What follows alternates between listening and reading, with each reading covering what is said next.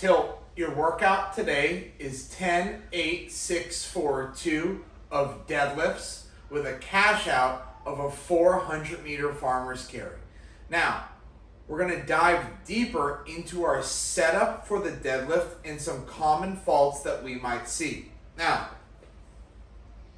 when we're setting up for our deadlift, we're looking to have our hips above the knees and the shoulders above the hips. So that's our very basic setup, along with having our feet stacked underneath our hips, toes facing forward.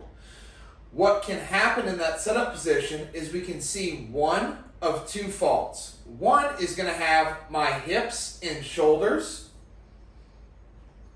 in one straight line. When we do this, it becomes a stiff-legged deadlift or Romanian deadlift.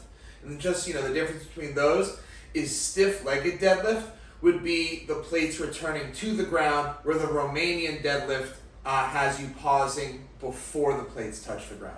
Hashtag the more you know. The other fault would have my knees and hips in one line. And this is kind of that squatty deadlift that's quad dominant and has you pulling around the knees. We're looking for the combination of those two things, which is why we said in the beginning of the video, we're looking for hips above the knees, shoulders above the hips. Now, a couple other notes. Eyes will start on the ground about 2 feet in front.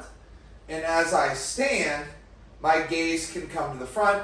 That's so from the tip of my head to my hips, everything is in one nice straight line, as opposed to leaving my head up at the bottom.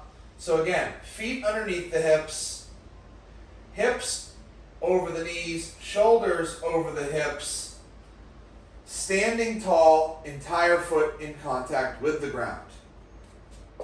Let's get after it. Let's lift some weight. Let's have some fun.